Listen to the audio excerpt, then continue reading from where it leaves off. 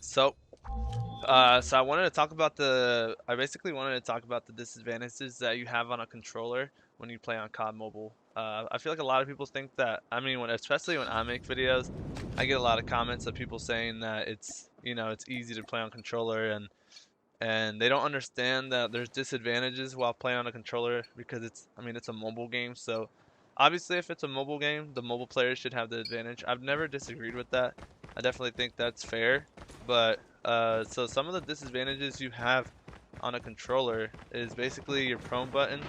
It's really hard to like prone all the way down, so it's hard to like drop shot.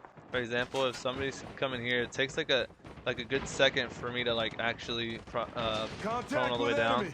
Like I'll tell you when I'm holding the button. I'm gonna start holding the button right now, and it takes a second, right? Unlike when you play on touch, and you just like I'm gonna press on it on touch screen, it's like right away. You do it, it does it right away. So that's one of the disadvantages. Another thing is there's a little bit of a lag to it on most controllers. Not all of them. Some of them, especially the ones that are made for for mobile gaming, don't really have a big lag or a delay on the controller. But most of the time, you're gonna have a little bit of lag. So it's not like playing on console because it is, you're using it as a Bluetooth controller on a mobile device. That's another disadvantage that people don't really know about. Another thing is the settings. I've always said the settings is really, really bad. So if I try to do like a 360, especially on VR, I'll probably show it on VR in a little bit, but here it's not as bad. But like if I try to do a 360, it takes like like a second or two. But if you do it on touchscreen, I mean, you can basically do like you can see the difference. Like I'm doing this on touchscreen right now. But when I'm on controller, it's like, and this is like basically like max.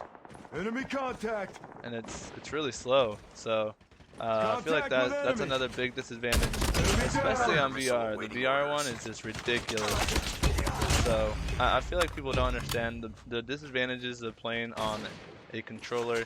They're really huge, and they think that it's just like playing on console. That's why people always say, "Oh, you might as well play on console." But I mean, you should play on whatever you feel like playing. If you have friends that play COD Mobile and you just want to play on controller, ignore the people that say to play console games because it's like saying like, for example, when mobile came out or Fortnite came out on mobile, it's like saying, "Oh, you might as well play on console." It's not on mobile it had like a really big aim assist, so a lot of people didn't like that about Fortnite mobile. So it's just like saying that, but people just don't understand that. It's not like at the same time it's not like there's a free COD multiplayer on console either. You know what I'm saying? So, but yeah, I'll show the difference on VR here in a little bit. I'll show the difference on VR of like basically touchscreen and of touchscreen and a controller, because I feel like on VR it's way worse. The settings, I have it to max everything and it just feels really slow. And I'm playing on controller right now, and it doesn't look too bad. Especially I was playing yesterday on first person, which I never really do. And it feels a lot better, especially on controller.